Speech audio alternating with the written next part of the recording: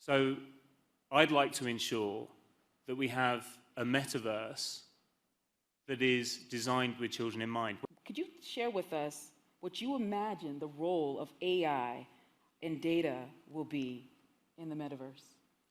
Thanks a lot for this question, Nicole. I think the ultimate metaverse is actually our brain. My brain is a perfect virtual reality generating machine. I see things, I can touch things, and in my brain everything is constituted. So we can definitely learn from the principles of the brain how to actually build a metaverse that feels very much intuitively. I had a discussion with Philip. I asked him, will we spend more time in the future, in the metaverse, in the physical world? And Philip told me, yeah, I'm not so sure. It still feels artificial. I would prefer like my human body. If we could create technologies that make the metaverse feel as if I was in my real body, then I think that would be the ultimate metaverse that we try to achieve. And there's a lot of hype about the topic of artificial intelligence. We have bets ongoing. Is it another hype, this metaverse topic, or will that be the future? I'm not so sure about how much it is hyped these days. I'm often a little bit underwhelmed when I see the devices that there are. I haven't yet tried the latest Magic Leap device, of course. But definitely, I think artificial intelligence will revolutionize the metaverse and gives us the key to actually build a kind of a new world that might be a better world than our physical world these days. Well, I'm very much looking forward to a metaverse where science is actually conducted in. I think the way we do science these days is rather antique. I have to read like scientific papers until I'm like 64 years old, then I know like 0.1% about brain research if I'm lucky, and then I would have 1 year where I can contribute something new to science. So, and then every child has to learn like to start from new. So in the metaverse, I would imagine to have like a perfect scientific assistant, like the Captain Future series, for those who know him, like a flying brain with me. And I don't need to find solutions because the machines are doing that for me, but I need to ask the right questions. So I think human beings should be there to ask questions, but the machines are way better suited to actually gather this information, maybe also with artificial creativity, form new hypotheses. So I think science will be completely revolutionized in the metaverse. And also, when I was at Gymnasium here in Switzerland, when I studied ancient Greek and Latin, I had to learn which Roman killed which other Roman back in the days. But like in the metaverse, I mean, Wikipedia knowledge is trivial. So the education, also the content, will be completely different in the metaverse environment. I'm very much looking forward that science get revolutionized through the metaverse. Let me give you a little quick journey, very visual and specific into Second Life. So right now in Second Life, there are about 50,000 people that are logged in. So it would be a bit like the population of a medium-sized city in terms of the community who is sort of on the street in the place.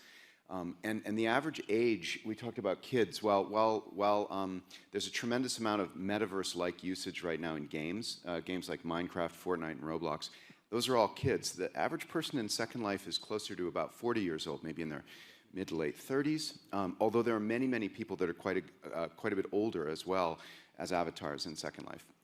They use it about 4 hours a day, so just as a framing, 50,000 people, about 4 hours when you log in. The typical experience might be you log in your house, which looks like a beautiful house. You've furnished it yourself. It's completely unique. It's your place that you've lived in. The average person has lived in Second Life for about 8 years that's in there now, which is quite something.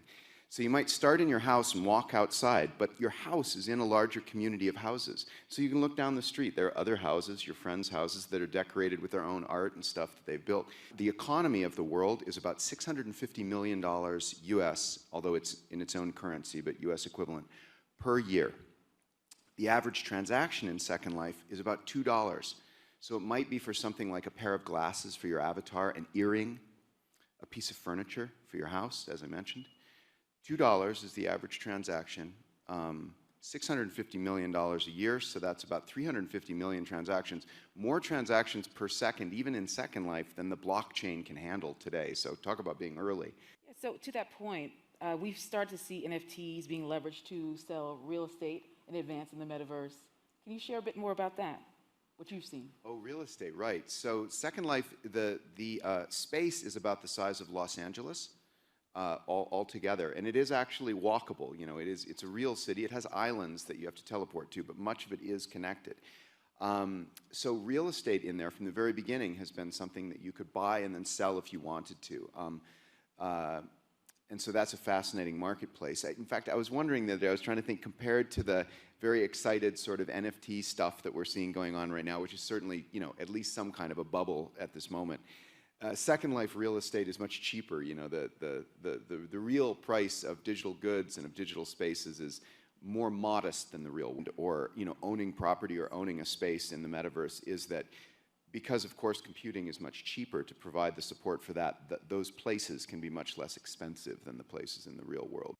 Well, at the start, and this is somewhat unique to Second Life, we wanted to enable people to have a second life.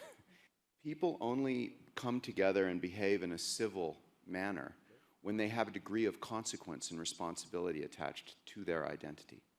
Before we keep children safe, we've got to make sure that we build fun and engaging experiences and online playgrounds. If we don't do that, kids won't show up.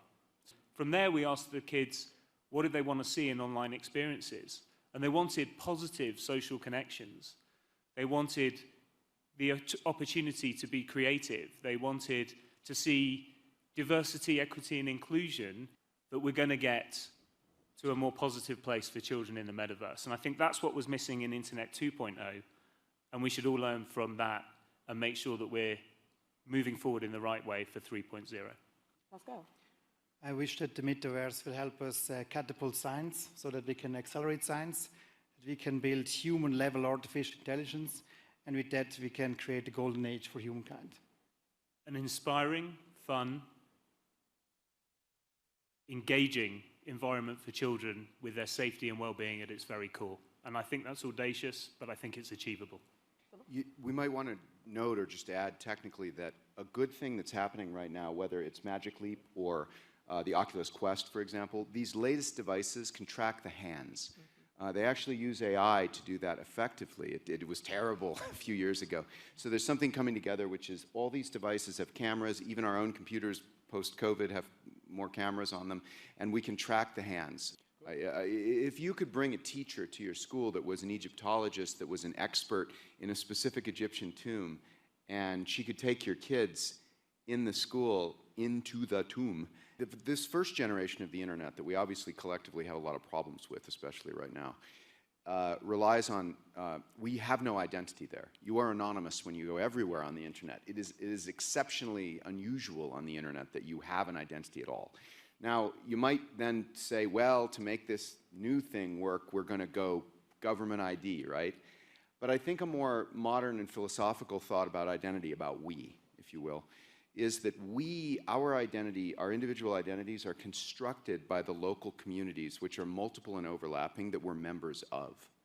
And so my suspicion is that we will, through a mix of new decentralized stuff and some of the things we've already learned, we'll come up with a way for you to identify yourself to become part of we. I think it would be an awesome product to have like the perfect human being in front of you, designed by means of human engineers or AI, I don't care. I just want to have like a super duper interesting person in front of me. So why do you think people would not buy such a product to have the perfect girlfriend, the perfect actor? I think that would be an amazing product, don't you think? You tell me, from your extensive experience with the mind and AI, will AIs be able to manipulate our behavior? You're definitely right. Jeff Richards, AO Foundation, so on the healthcare issue, so I particularly to Peggy on this. We teach with courses, we teach with models, we teach with cadavers. We're moving into the virtual reality. We teach 60,000 trauma surgeons every year how to operate. So where you have an advantage, it's easy to model a bone, it's easy to model vascular system, nervous system, model the immune system. You can't model that, but the metaverse could. This will help diseases, this will help everything all over the world. If you build technology that is not addictive, maybe the technology is bad. The willingness for well-being, and I was, if I may say, sorry, it's a few extra words, very inspired, sir, by your projection on immunity. As a father of a son with an autoimmune disease, that gives me great hope for what we can achieve through the metaverse going forward.